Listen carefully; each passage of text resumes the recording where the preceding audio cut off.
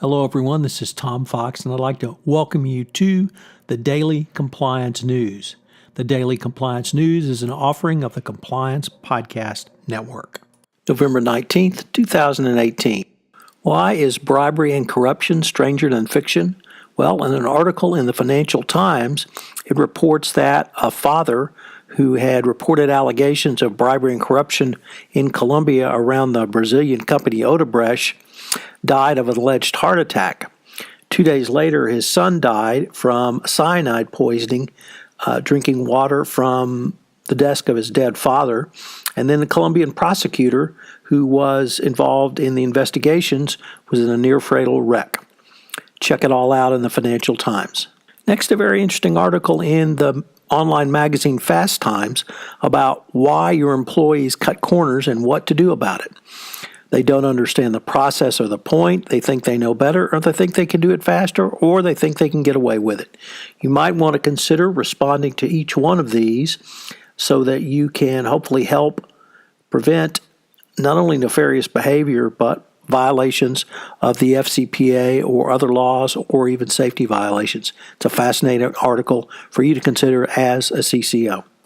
Next, once again, a reminder that even if you follow the law, sometimes the reputational damage can be much worse as the fallout for Facebook continues from the reporting in the New York Times article that it went after its critics and did not respond to alleged allegations of nefarious use on the Facebook platform. The stock has dropped 6%, and now many congressional investigators are calling for investigations of Facebook.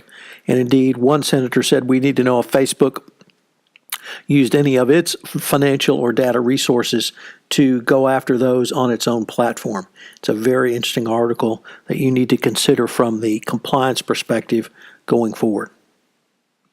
Finally, a reminder that no matter how robust your compliance program is, you can always face problems in very corrupt countries as General Electric, while trying to turn itself around, and most particularly its turbine engine business that it bought from Alstom, is mired in allegations around bribery and corruption in Iraq, a notoriously well-known corrupt country, and that not one single contract has been done without some kind of deal benefiting one of the religious or political parties. GE, known for having a gold standard compliance program, has indicated that it is not involved in bribery and corruption, but it certainly is something that the regulators are going to look at. Also, its main competitor, Siemens, is now on notice of allegations of bribery and corruption.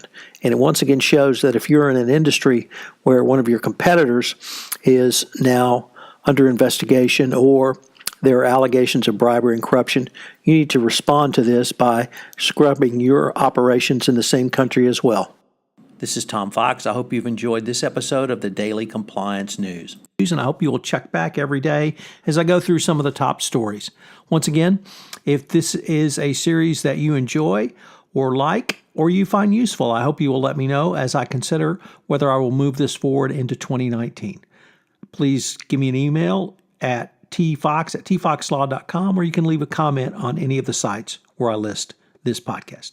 Thanks again, and I hope you'll join me tomorrow for the Daily Compliance News.